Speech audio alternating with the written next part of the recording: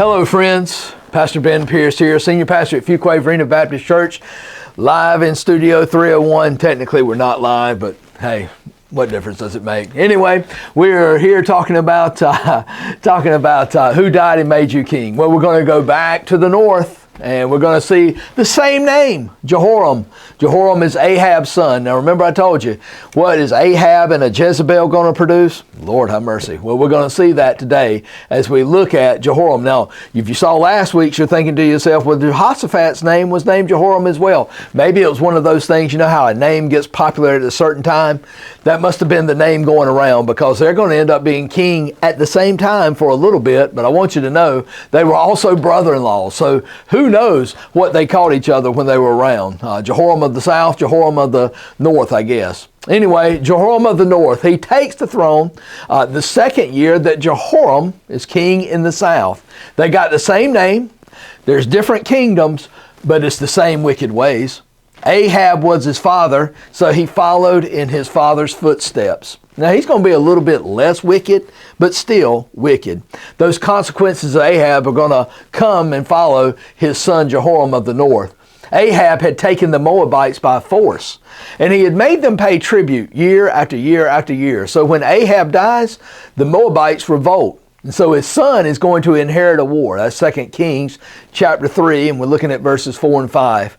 King Jehoram of the north, he calls for help, and he turns to the south, to Judah for help. Well, Jehoshaphat's still the king, and he's alive and doing well. Well, Jehoshaphat agrees, and again, not sure if that's a wise decision. But the two armies go together. They're going to go through the wilderness of Moab, and they're going to fight the Moabites. Along the way, they run out of water.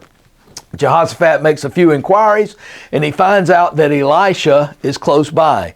Well, hey, if you're in a mess, call the prophet Elijah or Elisha, and they can usually get you out of a jam. Well, Joram asked help from God.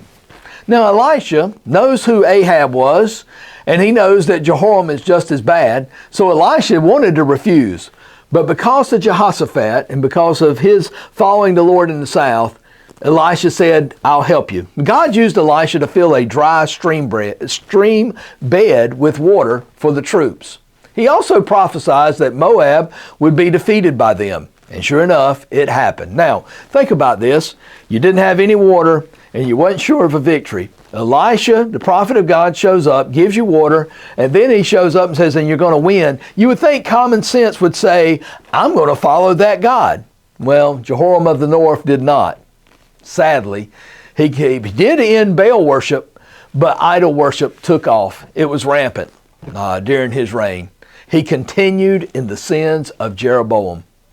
Well, he ends up getting in the next war against Aram, and he inquired in a battle with that. And God told Jehoshaphat's son Jehu, now remember, we had Jehoram, then Jehu's going to be king. That's Jehoshaphat's son next in the south, to destroy the whole house of Ahab, 2 Kings 9. Well, Jehu's going to obey, and he shot Jehoram of the north between the shoulders with an arrow. Jehu obeyed this command, but he stopped obeying when he became king in the south. And that's where we're going to pick up as we look at Jehu in the south. I know there's a lot of names being thrown out, but I invite you, go through, read in the Kings and Chronicles, and take a look at all these kings. There's so many lessons we can learn. God bless you. I'll see you next time.